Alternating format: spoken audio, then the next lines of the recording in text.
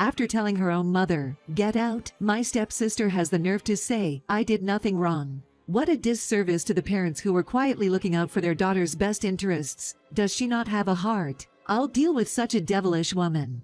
Trust me. My name is Penelope. Due to the recent inflation, I've taken up home gardening at the age of 40. Back when I lived in an apartment, the most I could do was grow herbs by the window. Having a house with a backyard is just so wonderful. However, before we moved to this house, our family had its fair share of problems. It happened when I was in my 20s. Mason and I had just celebrated our third wedding anniversary. We were living frugally in a small apartment, hoping to someday buy a house with a yard. One day, out of the blue, my Mil came visiting. She asked if she could stay for just one night, but she looked pale and seemed to have a slight fever. In our panic, we hurried her inside and made her comfortable in the bed. "I'm so sorry for bothering you," she said. "It's okay, Mil." "But why did you come out with a fever?" I asked. "I was kicked out." "Wait, what?" I was speechless, and Mason exclaimed, "By Natalie." Natalie is Mason's younger sister.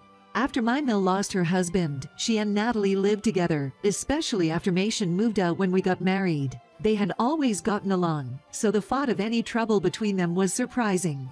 According to mother-in-law, their relationship cracked after Natalie was fired from her job. Natalie had been involved with a married man at her workplace. His wife finally found out about it, and she spread flyers in front of the company and posted about their relationship on the inquiry form of the company's website. She said she's faced various harassments. By the time the wife found out, the two had already split. At this stage, the company didn't demote Natalie or anything. They just turned a blind eye. It's probably the company doesn't want to get involved in any trouble. Had Natalie reflected on her actions, things might have settled down. But Natalie showed no remorse. On the contrary, it rekindled the affair that should have ended. She sent love letters and pictures to the man's house, and even called his wife saying, "I'm the one he truly loves." By now, she's basically a stalker, just not following him around. Women can be scary.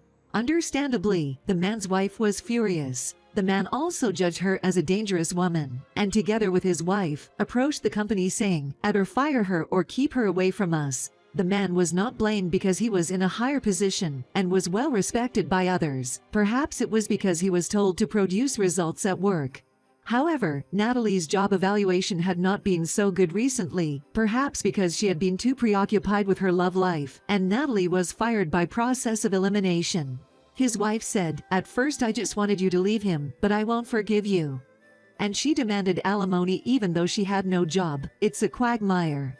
There's no other way to describe it but as karma. Due to the stress from the whole incident, Natalie started taking out her frustrations on her mother, who was closest to her. At first, it was just occasional cold remarks or ignoring her, nothing major. Mil thought it can't be helped for now. The truth is that being in an affair with a married man and being fired for it were not the least bit forgivable to my Mil. However, it certainly must be unfair for Natalie that only the man, who also had the affair, remained in the company. Both should have been fired, and perhaps it's understandable that Natalie was upset. In this way, Mil, out of love and compassion, turned a blind eye to the shabby treatment she received from Natalie. Months passed. Despite actively job hunting, Natalie remained unemployed. She had already exhausted her unemployment benefits and had alimony payments looming. Growing increasingly frustrated by her dire situation, Natalie began to lose her temper over trivial matters and started throwing things. At first, she only vented in her room, but eventually, she began throwing things at her mother. To make matters worse, the amount of money in the Mil's purse frequently didn't match her memory. At first, the Mil thought she might be mistaken, but after it happened repeatedly, she realized something was amiss. Given the circumstances, it was clear that the only one who could have been taking the money was Natalie. Even a child could figure that out. One day, my mother-in-law said, "You're taking money out of my wallet, aren't you? Stop doing that and get a job." She scolded Natalie. But Natalie exploded. "You never understand my feelings and always force your opinions on me." "I haven't been forcing anything on you. Haven't I been quietly supporting you all this time?" "What? I never asked for your support. Who do you think you are, acting all high and mighty? That's why you got fired. You never reflect on your actions, do you?" "Why should I reflect? Love is free, right? It was mutual love. I did nothing wrong." It's that woman's fault. The other woman is the victim, so don't call her that woman. No matter what you say, it's your fault for having a relationship with a married man. You need to accept that. Off. Enough. Shut up, shut up, shut up. Get out.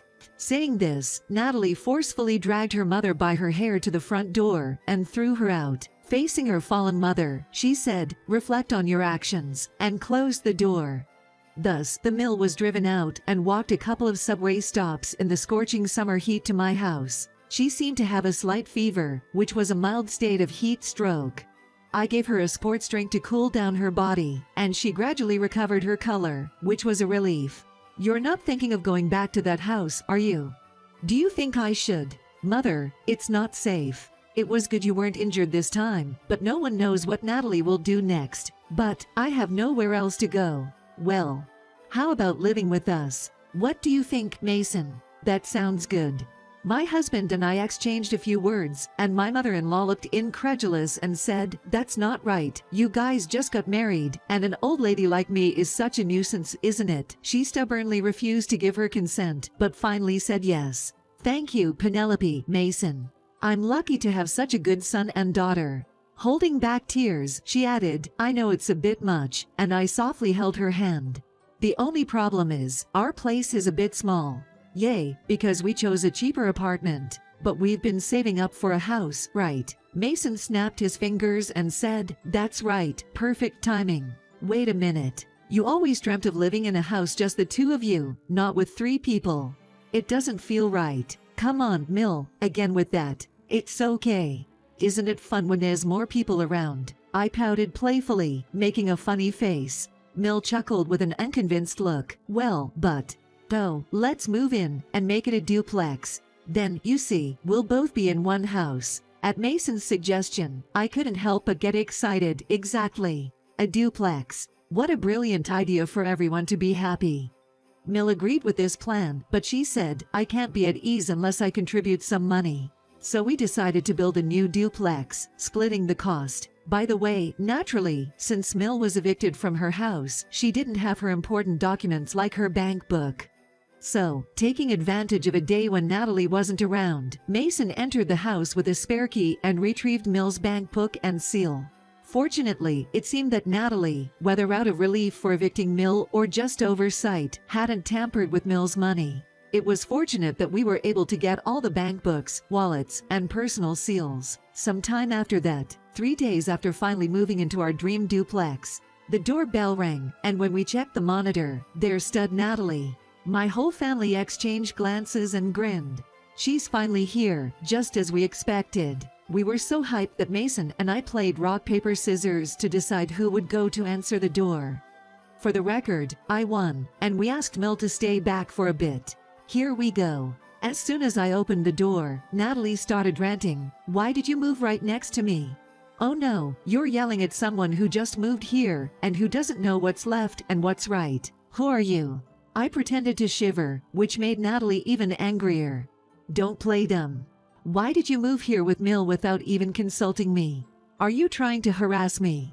Ick. Keep your voice down. You're disturbing the neighbors. We just bought the place because it was available. It's not harassment, and we're not next door. We're diagonally across. Liar.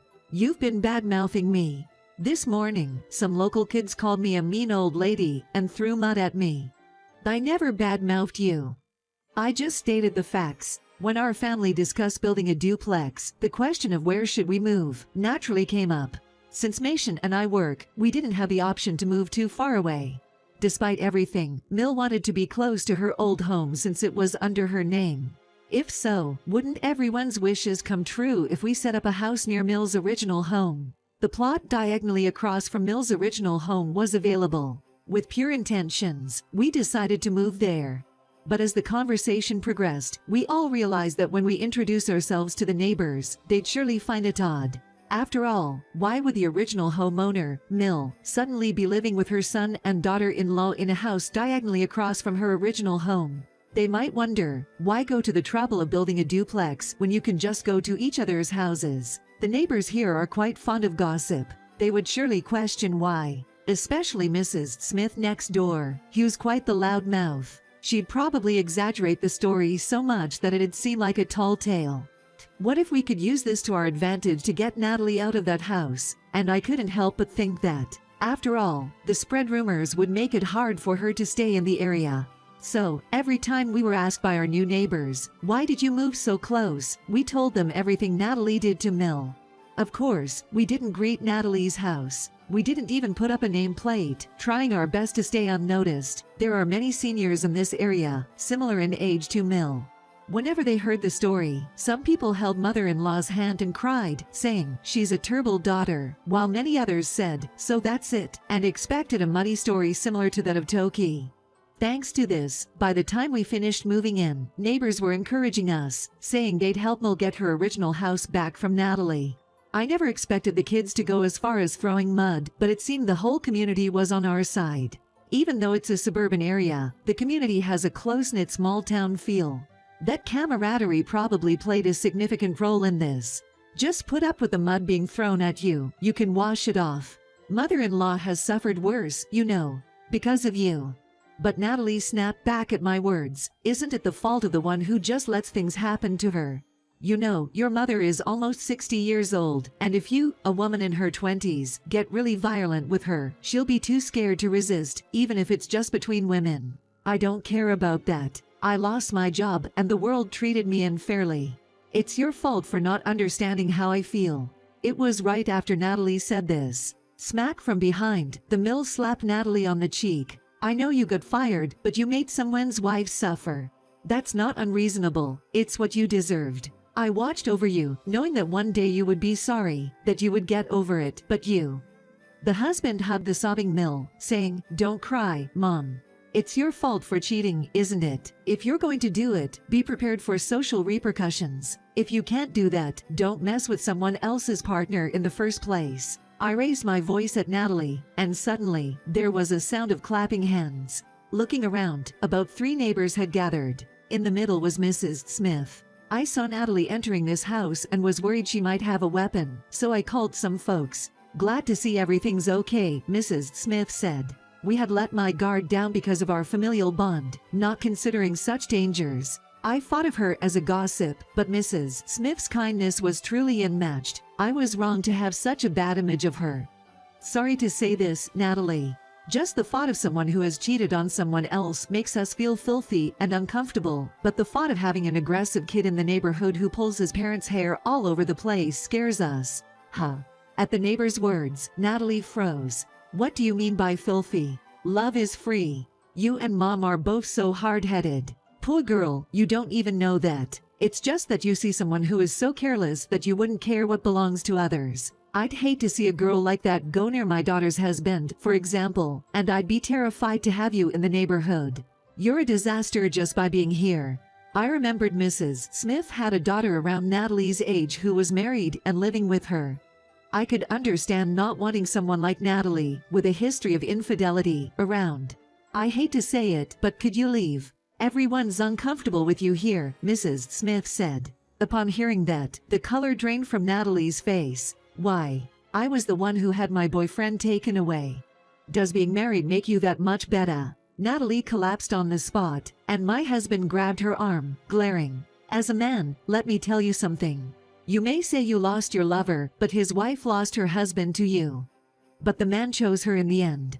You didn't lose to the institution of marriage, you lost to her as a woman. You should have realized that by now, you idiot." Natalie cried out, "What was I lacking?" "That's what," the husband replied. "Your attitude," said the Mill. I added, "Maybe your naivety." He probably saw her as just a fling from the start. Otherwise, he would have left his wife and approached Natalie from the beginning. Natalie's failure to see such an obvious thing was her fault, and there was nothing to defend. Everyone looked coldly at her, and after sobbing for a while, Natalie said, "I'll leave." It seemed she realized she had no place here. Later on, Natalie passed an interview she had taken shortly before this incident, and although she had initially planned to commute from her parents' home, she was suddenly moved to live in the company's employee dormitory at her workplace. However, by the time she reached her 3rd year of employment, she was so harsh on a new recruit that the newbie ended up seeing a psychiatrist, leading to Natalie receiving a demotion. Given Natalie's personality, It's easy to imagine that it was more of her yelling out of raw emotion than actual guidance. Unhappy with the decision, Natalie argued back at the company. Well, more like she shouted obscenities and ended up getting fired yet again. I think it's quite a talent to not learn from being fired at your previous job.